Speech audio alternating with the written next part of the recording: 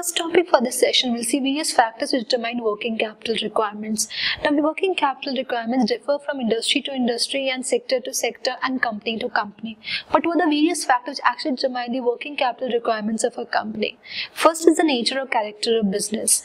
So, for example, if you talk about this public utility companies like government bodies like electricity, water, if you see, they require very less amount of working capital, right?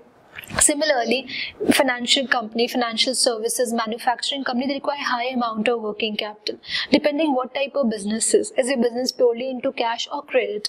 So what type of nature, character of business impacts a lot for your working capital requirements? Financial service companies, manufacturing company, where they buy on credit, sell on credit, the money is blocked at various stages. But companies that purely sell on cash like electricity, water, for their working capital requirements are very less. So depending on the character and nature of your business determines your working capital requirements. Similarly, size of the business as well.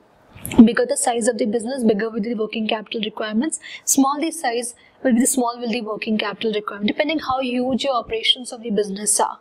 Similarly, production policy as well. How do you actually manufacture a product? For example, if I say I'm into manufacturing shoes.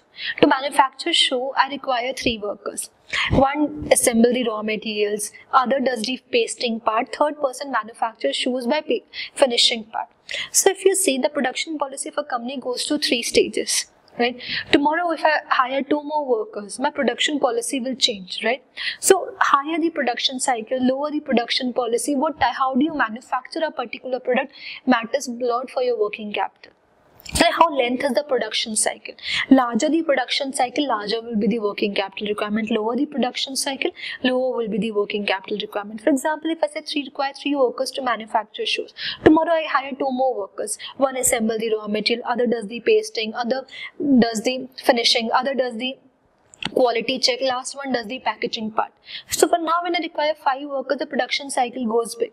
So higher the production cycle, higher will be the working capital requirement. Lower the production cycle, lower will be the working capital requirement. Similarly, seasonal variations. In case of seasonal product, your working capital requirements matters a lot. For example, if I say my product, for example, I'm into mango drink again.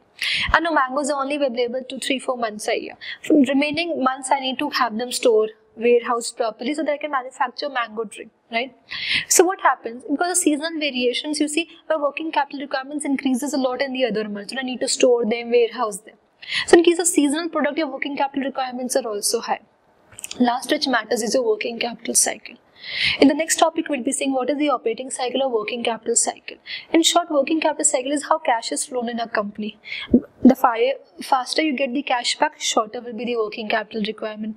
Lengthy you take the cash to come back in the business, lengthy will be the working capital requirements. It means your money is blocked more.